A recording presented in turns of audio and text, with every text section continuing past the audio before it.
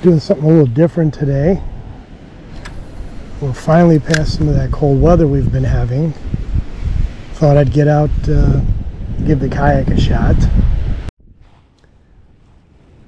Forgive me if this wind is a little bit noisy, but it's a little bit of a breeze out there on Tampa Bay today. I'm trying to stay in the inshore canal areas where we have a little bit more protection against the wind, and don't want to have to mess around using an anchor, so I'm in a position where I can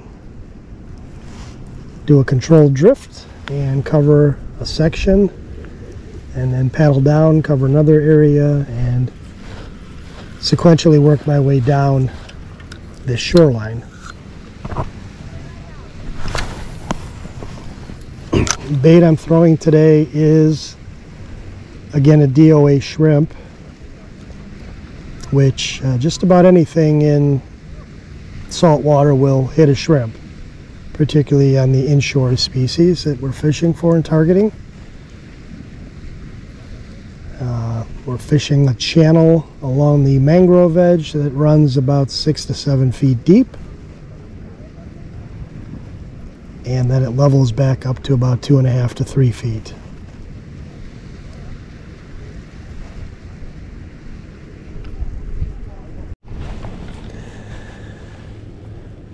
It's a gorgeous day out here. We've had some nice weather.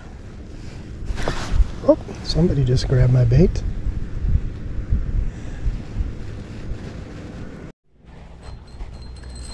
Okay guys, I got a bite here. It looks like one of our resident ladyfish. It is a ladyfish.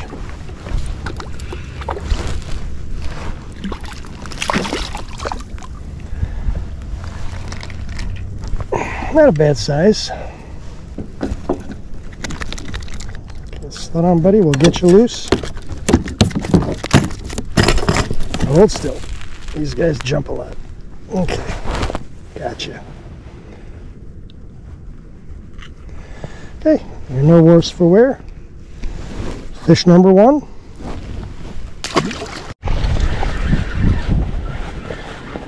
We got another one. Yep, another ladyfish. Save me the trouble of having to unhook it by jumping off at the boat.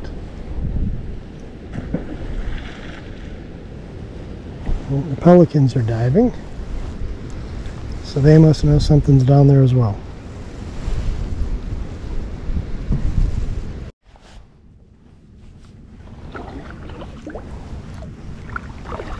It looks like the type of place where you might expect an alligator to jump out, but there are no alligators in here that I'm aware of.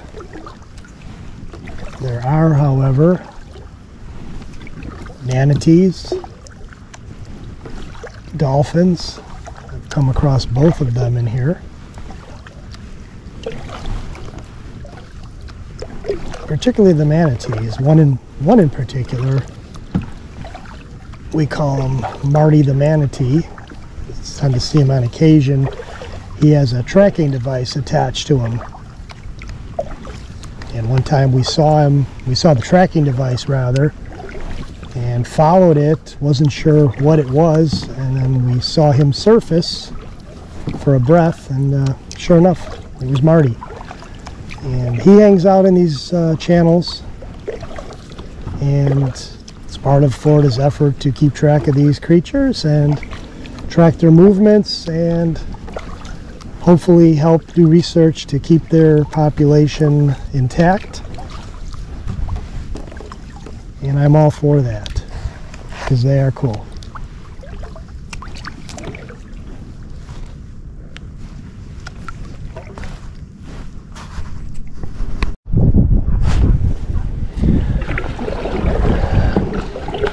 Okay, working our way back. The wind has picked up, and we're going into it, so we'll get some exercise here, but that's okay.